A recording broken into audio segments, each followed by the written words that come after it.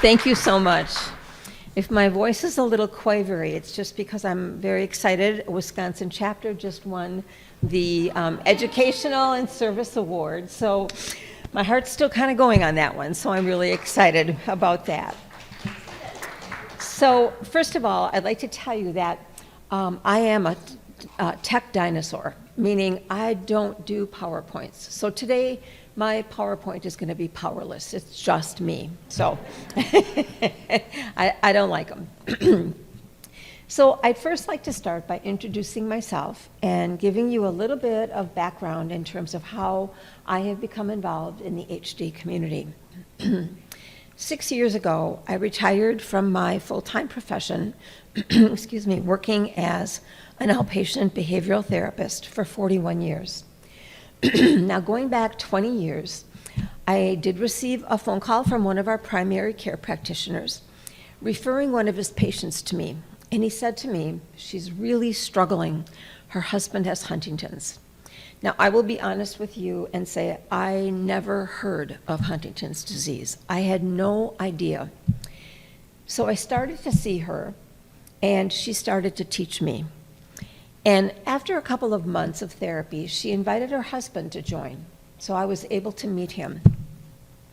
So after about a year, she said to me that she had learned there were several other HD families in the area, and that she had had thoughts of starting up a support group. But she said, I just have too much on my plate. And at that time, they had 3 teenage children, and one had already been diagnosed with juvenile onset. So she asked if I'd be willing to start a support group, and I have always been the kind to say, I'll try anything once. So 19 years ago, I started the Oshkosh, Wisconsin support group, and it continues to this day.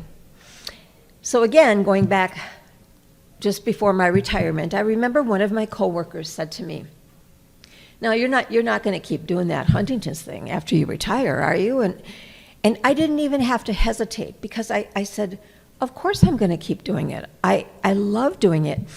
And it was then that I realized that as I looked back on all of my 40-plus years working with the Huntington's patients, families, and community was without question my most rewarding and inspiring work I had done. So I said, yes, of course I'm going to continue. Well, then literally 3 days before my retirement date, I did receive a phone call from our Wisconsin board saying that their Wisconsin chapter social worker had resigned and would I be interested. So I literally just walked right into this role, and that's what I've been doing now for about 6 years. So anyway, the title of my talk today is Beyond Therapy, Caring for the Caregiver. Now, having been a therapist and having sought counseling many times in my life, I know the value and benefits of therapy. But when it comes to caretaking, you need much, much more. As we know, caretaking is exhausting, both physically and emotionally. First of all, you become responsible for virtually everything. And as one of my caretakers said to me once, you learn to wear a lot of hats. You learn to cook. You learn about home maintenance, car maintenance. You start handling the finances, and it goes on and on and on. Plus, you are constantly riding that roller coaster of emotions, feeling fear, sadness, anger, resentment, and more. I also believe that when you become a caretaker, you start to grieve. You mourn the loss of the way life used to be, and you mourn the loss of dreams. Then as time goes by, caregiving starts to become your new identity, and you lose sight of your own well-being. Also, because of the unpredictability of HD, anxiety levels soar. As we know, there is no one-size-fits-all with Huntington's disease. Even within the same family, there are different ages of onset, rates of progression, different symptoms. And all of that creates just a phenomenal sense of anxiety and being out of control. Now, I always like to tell people that when I was in my very early 30s, I lost both of my mom and dad to cancer within 1 year. Now, my mom had been diagnosed about 6 years before, and I remember going to the doctor with her after her diagnosis, wanting to feel out the prognosis. And I remember him saying that with the kind of cancer she had and the kinds of treatment available at that time, he said maybe 5-6 years. And she died after 6 years. But then my dad, who had never had a sick day in his life, 10 days after my mom died, was diagnosed with stage 4 lung cancer. And again, I went to the doctor with him, and the doctor was pretty candid, and he said, without treatment, a year, with treatment, maybe 4 to 6 weeks. Now, neither one of those scenarios was good news to me, but at least it was something that we could wrap our heads around, something that we felt like we could have some sense of predictability. Which then leads me to a story from my college years that I always like to tell. And it goes back many, many years, but when I was doing my graduate work, we had to take experimental psych. And that involved owning our own rat, going into the lab and doing experiments.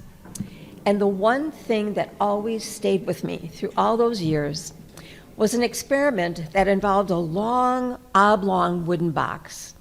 And it was divided into 3 sections.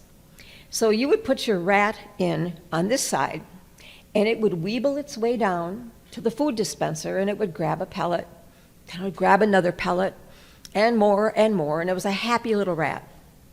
But if you put your rat in on this side, every time it weebled its way down, it would reach for a pellet, but it would get a little zap. I hated it.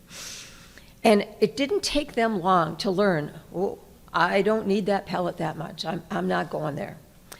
But the middle maze was one where you put your rat in, and it would get down to the end by the food dispenser, and it was intermittent. Sometimes it would get a pellet, sometimes maybe 2 or 3 in a row, then it would get a zap. Then it would get a pellet, then a zap. And those little rats, I always remember, they started to gnaw on their little rat fingers. They started to roll around and their bodies against the little walls. And they became very aggressive when put with other rats. And the reason I tell that story is because I think extrapolating that to human behavior, when we don't have a fair sense of predictability in our lives, we feel crazy, just like those crazy rats. So the trick here today is finding ways to stay healthy and sane, to avoid the crash and burnout, while still providing the love and care your loved one needs. But first, I always say we have to get rid of the misconception of selfishness. The most common thing I hear from caregivers when I tell them they have to take care of themselves are things like, are you crazy? Or, I don't have time for me. Or, I could never be that selfish. In fact, I don't even like the word selfish when it comes to caretaking. I always believe instead calling it being self-interested and self-invested. Because you cannot provide the love, the care, and support your loved one needs if you burn out. And believe me, if you don't take care of yourselves, you're not going to be any good to anyone else in your lives. I often use the analogy of taking care of our cars. We always make sure to check the oil, to fill the tires up with air, to fill the gas tank, make sure that's full. Because we know if we don't, that car is not going to run. So to me, caretaking is the same. And it's finding that balance between taking care of yourself and caring for your loved one so that you don't run out of gas. So how do you do that? My first suggestion sounds very, very basic and very simplistic to everyone I tell. But get up in the morning, brush your teeth, take a shower, put on clean clothes. We always feel better when we do that. Second, and this may sound crazy to many people, remember to eat. Many times I hear people say, you know, I got to the end of my day and I just put them to bed and I realized I hadn't eaten all day. So it's important to remember to eat and also stay hydrated. Another thought is rest. Now people will again roll their eyes at that one and say, how am I supposed to rest? There's always so much to do. But to me, it's kind of like having a new baby. When they always say your baby naps, rest. Leave the dishes, leave the laundry, just get rest. And rest is so important for caregivers. Also learn to take breaks in your day. You gotta come up for air, whether it's stepping out on the porch, playing a quick game on your phone, watch TV, or go out and just pull some weeds. Or if your loved one is in a facility, know that it is okay to not visit every single day. And don't neglect your own medical care. Keep your own appointments, doctors, vision, dental, you name it. And remember to take your medications. Because again, in caretaking, the focus is on your loved one. But you need to also take care of yourself. And when you're having a bad day, just let yourself cry. People often equate having a meltdown with being weak or inadequate. But a good cry can be such a cathartic release of tension and stress. Another suggestion I have is learn to treat yourself. Do something special for yourself. And again, you're not being selfish. It's all about keeping that tank full and your batteries charged. If possible, get a massage, keep those nail appointments, your hair appointments, your card game with your buddies. Now, when I tell people to do that, oftentimes I hear, I can't afford that. I just can't afford that. And my response always has been, you can't afford not to do it because you need to take care of yourself. Or simply take a hot bath, splurge on your favorite food, buy a nice bottle of wine, start a new book, or just scroll through Amazon and see what you can't live without. My next suggestion is keep organized. And I've been hearing that through other sessions here today, the importance of organization and structure for HD patients. I have always believed that disorganization breeds stress, and you all have enough stress on your plate. So declutter, organize, maybe use a big calendar or a whiteboard to keep track of all those appointments, OT, physical therapy, physicians, you name it. And recognize the importance of routine. Again, I heard that this morning at the cognitive session. Routine and schedules are important. Now, years ago, I had a lady in Madison, Wisconsin, and her husband had Huntington's. And she would always tell our group that every day she would get them up, get dressed, put them in the car, and they would go for their ride. Now, she said some days it would be snowing, sleeting, foggy, rainy, but she said it was part of his routine and he needed that. So I think those things are very important too. Also, learn everything you can about HD. Knowledge is power, and an informed caregiver is a prepared caregiver. The more you understand about HD, the less afraid and in the dark you will feel. So many people through the years have told me that learning about the disease makes them feel like they have some sense of control in a very uncontrollable situation. And I tell people, certainly don't saturate yourself. I mean, you don't want to do that. But maybe contact your local HDSA social worker. I know that when I get new referrals in Wisconsin, I start putting together my infamous packet. It's all the articles I've collected, the HDSA brochures, you name it, anything that will help this family wrap their heads around this awful disease. I've also compiled a book list that I forgot in my room, of course. but I will bring it down and put it maybe on one of the front tables later. But they are books and websites that I have either read or have been recommended to me, and they range from cooking for HD, explaining HD to children, on and on. I always, though, feel that Jimmy Pollard's Hurry Up and Wait is like the guideline for caretakers. Very, very practical, very, very good. Or if you are in the mood for fiction, there's an author named Lisa Genova, and about 15 years ago, she wrote a book called Still Alice, and then they made it into a movie. And it was about a university professor who had been diagnosed with early onset Alzheimer's. It was a wonderful book. Well, then about 10 years ago, she wrote Inside the O'Briens. And I always tell people, you know, it's not an upper by any means, but she does such a good job describing all of the complexities and the dynamics of a Huntington's family when somebody was newly diagnosed. Also, I encourage families to go to support groups. Again, I can't tell you how many times people have said, I can't believe how much I learned from a support group, from each other. Also, consider attending your state's annual HDSA convention. It is a wonderful place to be with people in the same boat, to hear excellent speakers, and in most cases enjoy free food. That's how I wrote many people. That's how we got 100 people at our convention last year. I sent out the menus, I said free food, free breakfast, free lunch. So, you know, they're worth attending by all means. Now, my next suggestion is often met with eye rollers, including me, and that is to exercise. I always hear people say, you gotta be nuts. I don't have the time or the energy to exercise. But I am talking about just moving.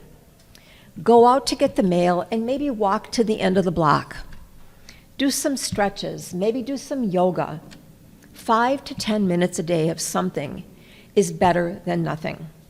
If you're able to do more, have at it. But also don't beat yourself up if you don't.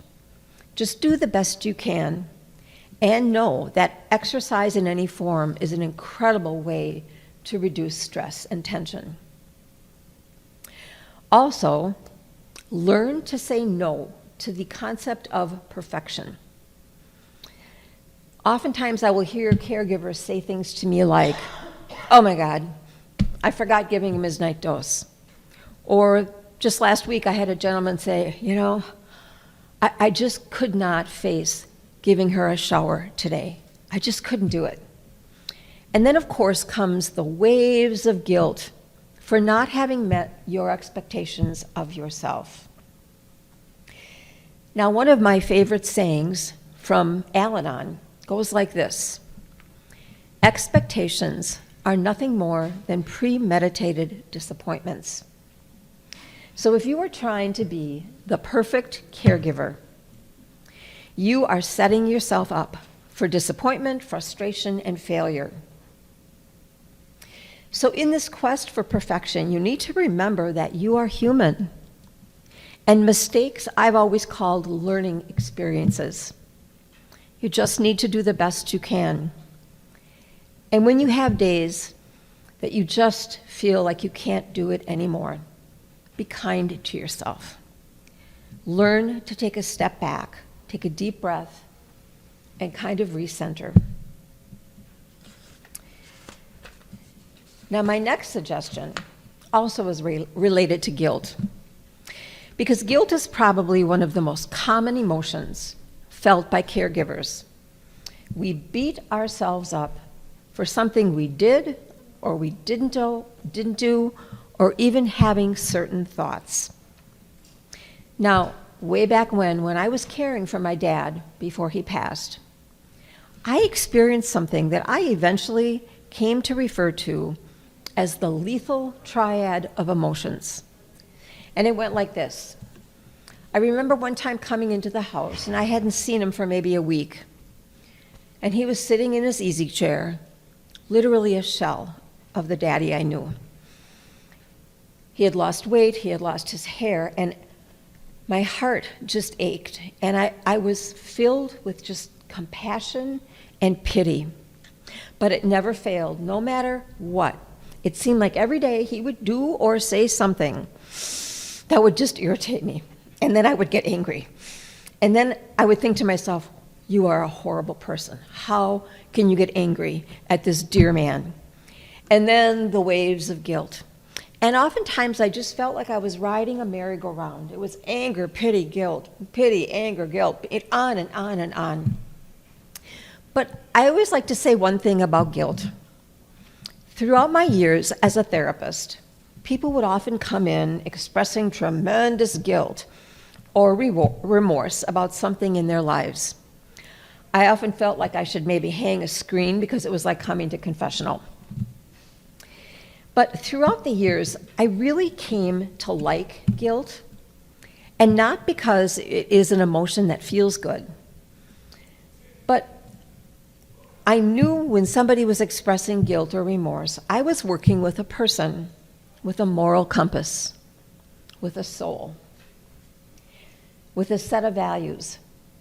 Because in order to feel guilt, you have to have a set of values that you feel you've transgressed. And believe me, in my years of working as a therapist, I met many people who never expressed guilt or responsibility for anything. And those are the scary ones. Those are the sociopaths we have in our society. My next suggestion is a biggie. Ask for help. You can't do this alone. You need to learn to accept offers of help. So if a friend or a neighbor offers to bring you dinner or mow your lawn, just learn to say yes. And know that at some point in your life, you will be able to pass that on to somebody else who might be in need. Also, learn to delegate. Now, I have one family in Milwaukee. The mom has HD and is homebound. There are 6 adult children, but one daughter is the caregiver. And I remember her saying to me one time, you know, my brother just told me, I don't have the stomach for it. Or a couple of her sisters said, we're not nurses, we can't do that. But you know what? There's a lot more involved in caregiving. Buy us groceries, go to the bank for us, run those errands, maybe cook a meal, do a load of laundry. Delegate.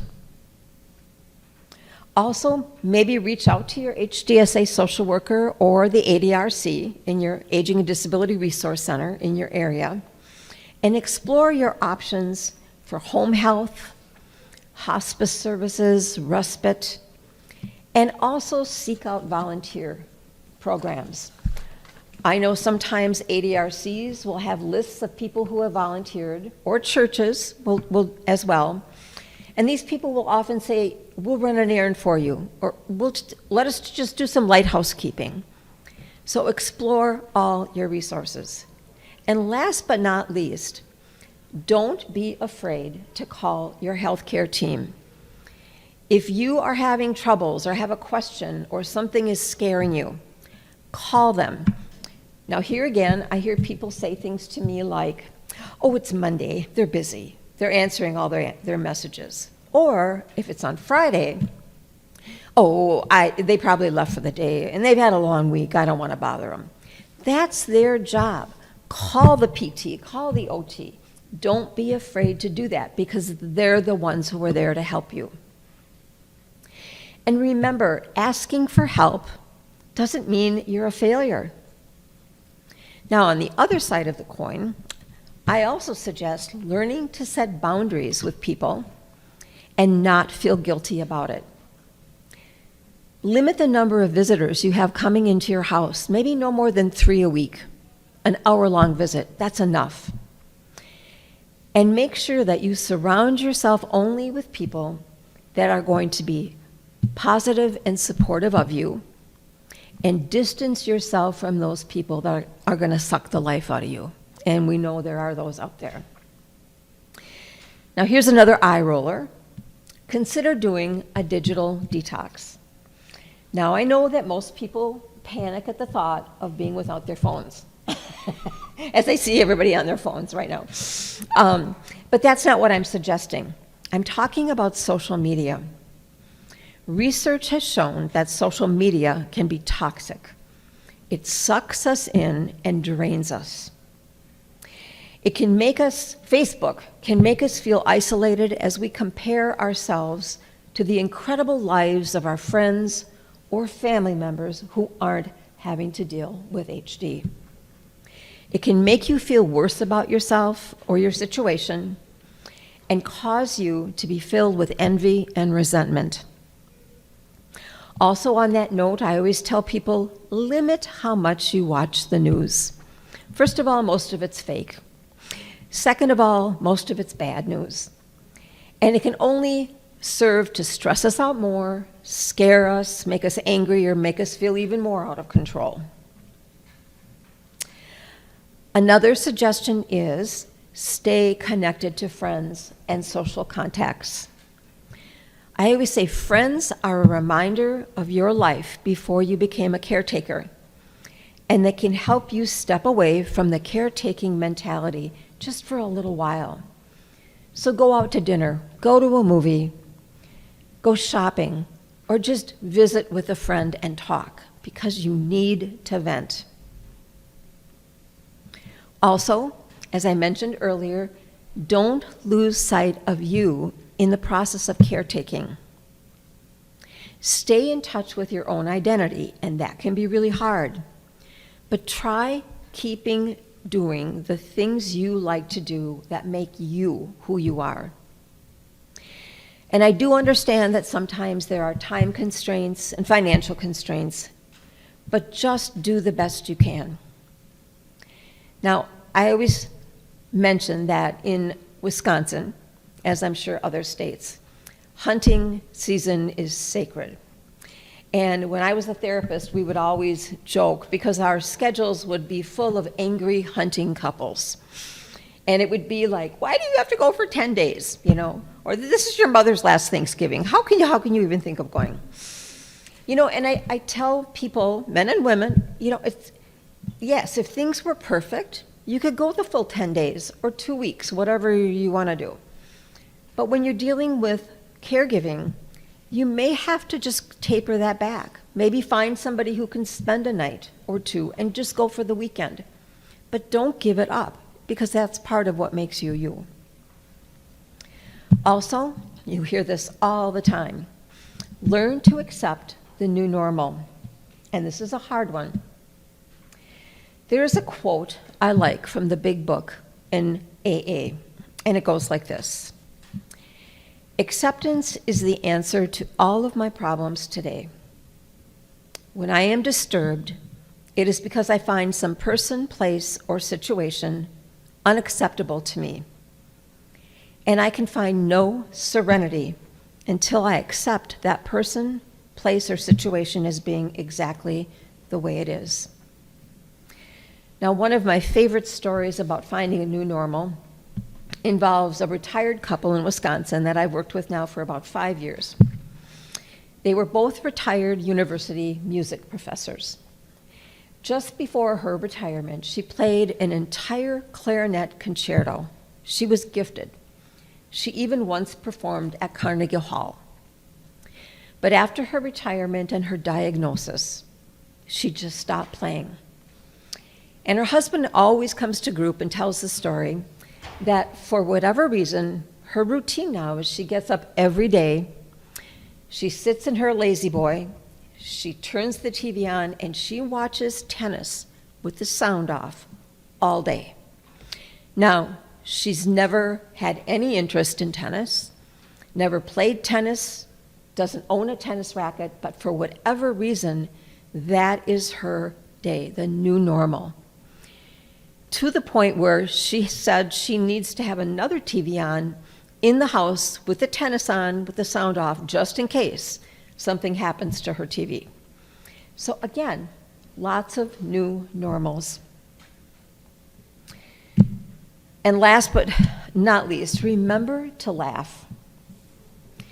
Keeping a sense of humor is the best known cure for stress and sadness. It's the key to sanity.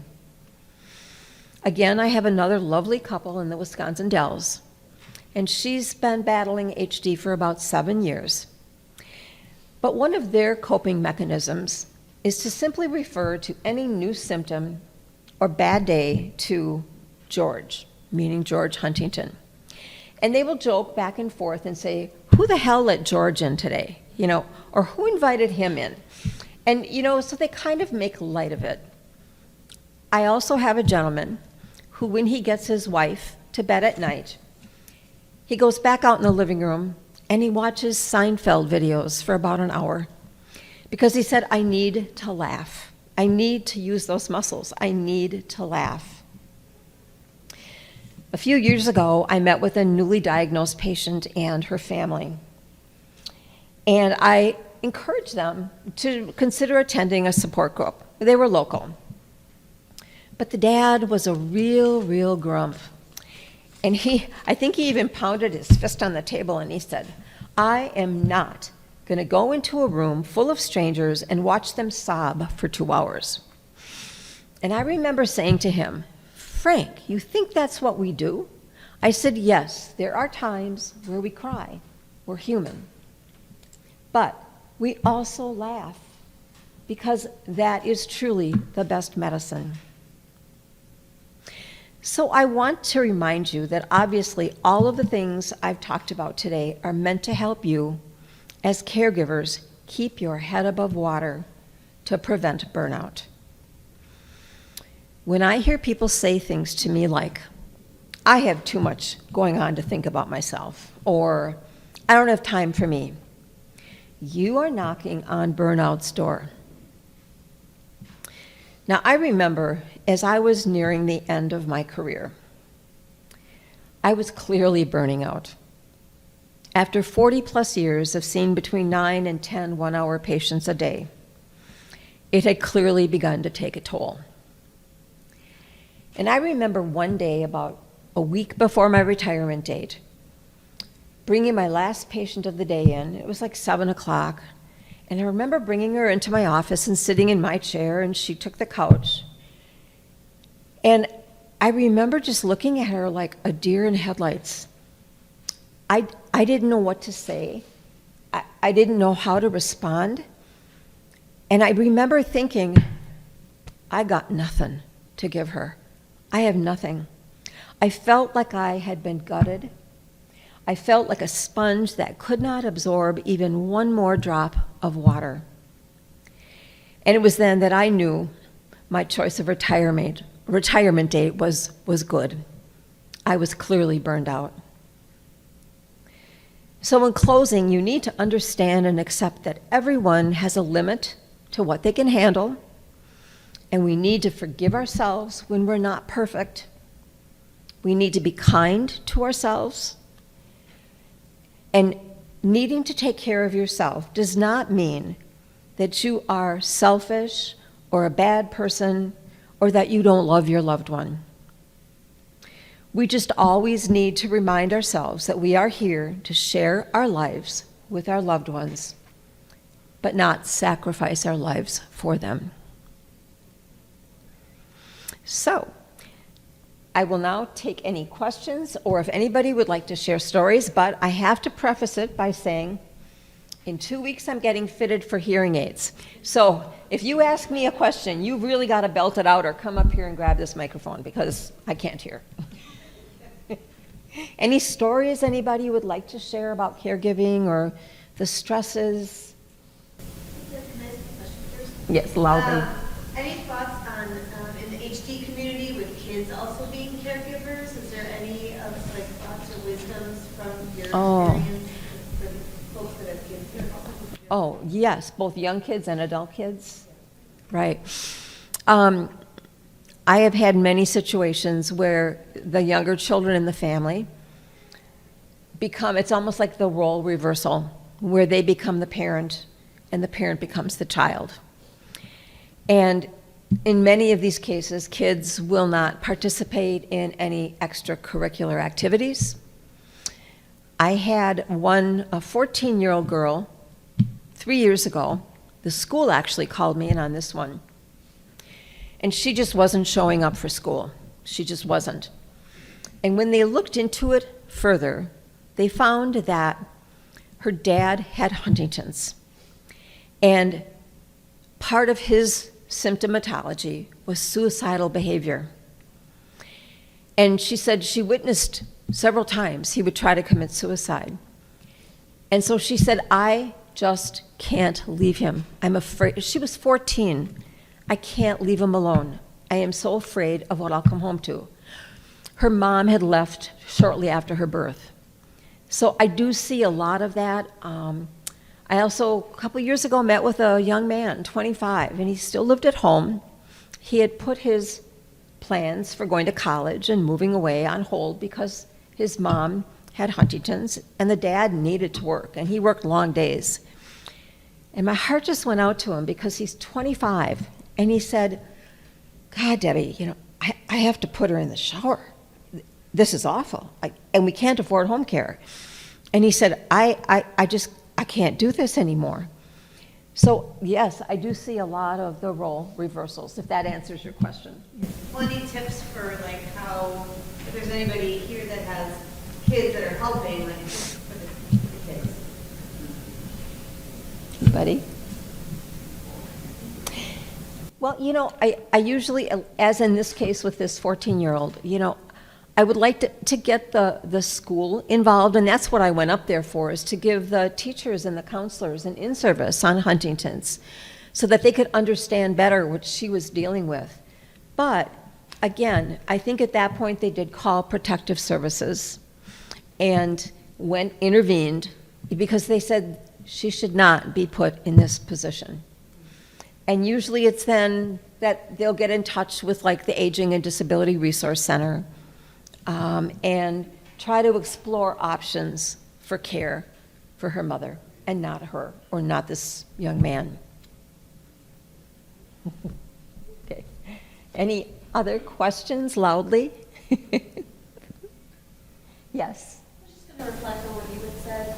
I'm a therapist. I'm a clinical social worker in Tennessee, and I think that one of the things that can be so hard for the kids or the young adults that are helping to care for their parents is managing their own emotions related to their at-risk status, and also just because the issues and the concerns that they're facing in their lives are not typically very comparable to what their peers are going through. Right. You have a high schooler that's thinking about going to prom or dating or running Sure. track, and then you have one that's at home caring for their parent with Huntington's, and so I think that's one of the reasons why events like this are so special, because when you meet another family that's also an HD family, the connection I've seen is like almost instantaneous because Yes. there's this feeling of universality, and so we are in a smaller community, and so we're always doing the best we can to encourage things like this. Yeah. Because it's been my experience that the connections that are forged in places like this, or in support groups, or with activities through HDO, they make lifelong friendships, and I think that can make a major difference in the mental health of a child as they're growing up, and then put them in a better spot for when the time comes if they're also going to be dealing with it with their immediate family. Right. And I think another thing that I see, and maybe you referenced this, but so many of them, as they're caring for their parents, are overwhelmed with fear because they look into their own future and they wonder, is this going to be me? Are my kids going to be taking care of me? So it's scary, very scary for kids. Good question. Yes. I was a child that had to take care of somebody with HD, my grandmother, and then as my mother has gotten progressively sicker, I have to take care of her. It definitely would have been better to see somebody like more of people who resonated with my experience. Right. I have siblings, and so it wasn't like I was completely alone, but it was definitely something like I just knew this was part of my reality, having to care for somebody. There was no talk about whether or not we did it. You just did it. And then with my mother, it was, I'm the oldest. It's going to be my responsibility. It is. And so I'm more for a question for you. As she has progressively gotten worse, like my grandma, I saw her late stage, bedbound, could not move, could not talk, had a feeding tube, and my mother is getting there. So I guess because the name of this thing was like Beyond Counseling, like for the caregivers Beyond Counseling.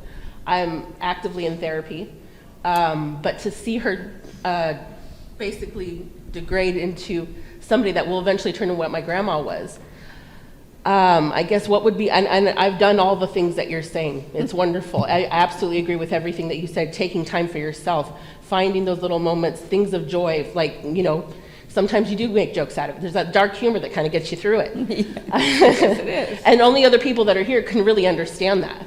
You know, like, how can you laugh at something like this? I'm like, well, you have to. You have to. You have to. You either laugh or you cry. Yeah.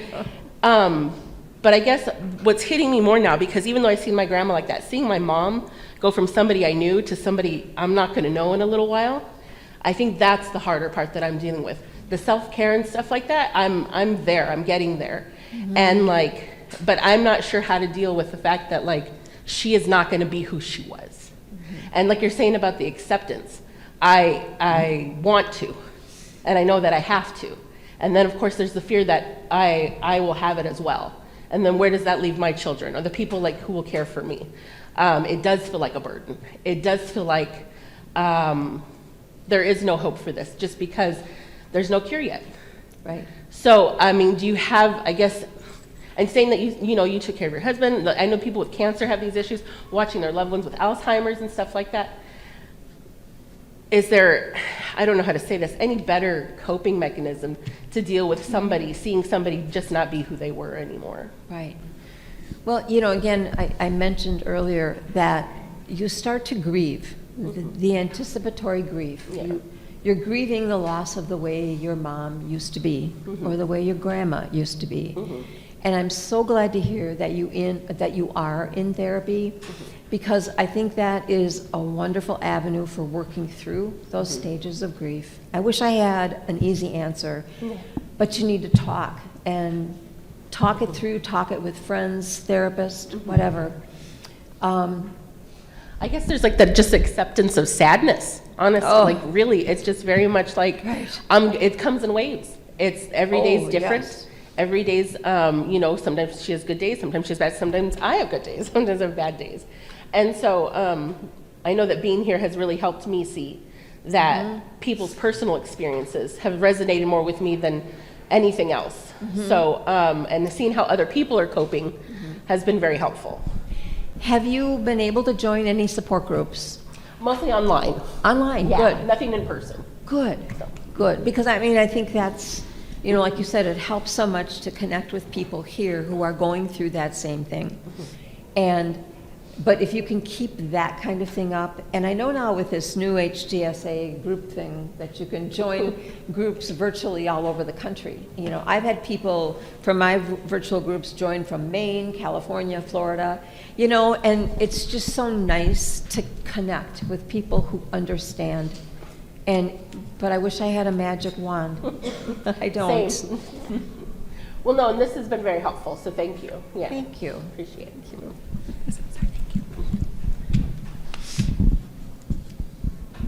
Any others? I'd like to know the name of the author of those two books you referred to. Yes, Jimmy Pollard. Pollard, Pollard.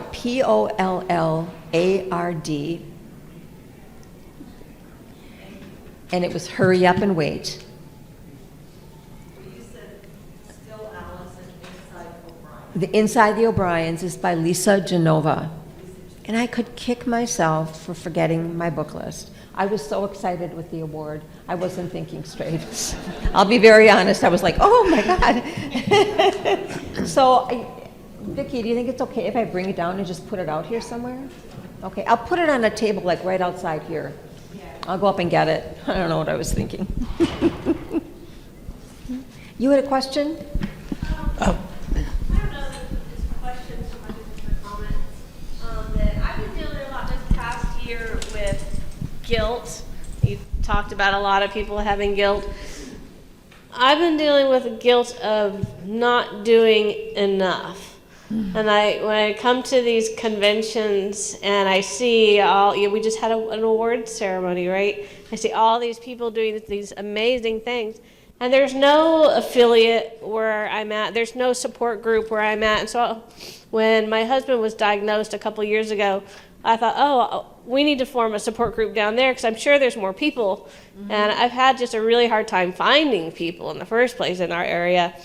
And I tried reaching out to media to try to get some newspaper stories. No one got back with me. I tried reaching out to I wrote letters to every single neurologist and neuropsychologist in our area, thinking, well, maybe I can do like some kind of a training thing and like have them meet someone with Huntington so they can see firsthand, because we had a really hard time with diagnosis.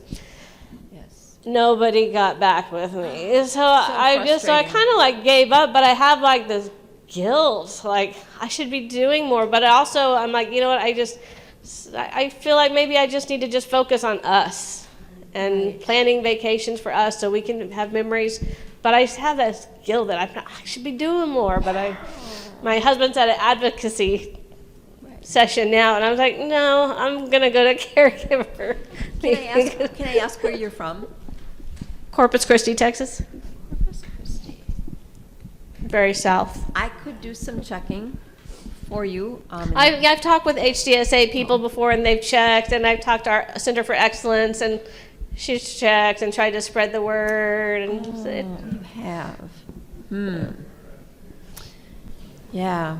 You know, and again, when I think back to when I started our support group in Oshkosh, you know, it was word of mouth at first, and at first it was just a couple of families, and then word spread, and it kind of grew and grew and grew, and now it's really, really rocking. Yeah, I gave someone at HDSA like a whole bunch of zip codes from down around my area.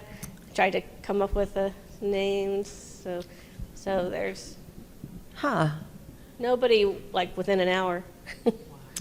Really? Okay, let me put my thinking cap on, and if you don't mind just jotting down your email. But it's more just now that I've just kind of reached a point where I feel like I don't have it to give anymore. And I feel that guilt now that I just want to focus on us. And that's okay. I put my effort in for a couple of years. I just feel like I'm done trying. I'm just going to focus on us for now. And that's good. Right. Right. Well, you're a nice person. You've got values. You have a moral compass. So that's why you are like that.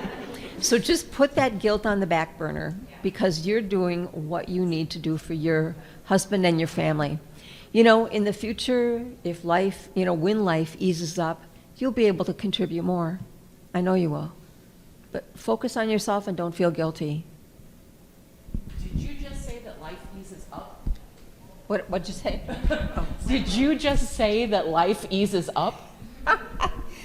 I'm hoping at some point, yes. Okay.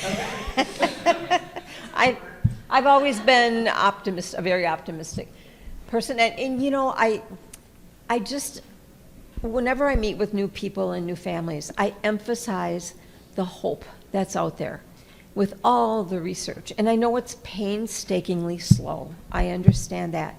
But looking back to where we were 20 years ago, 10 years ago, they're making so many advancements. And, so I keep pumping hope into people whenever I see them.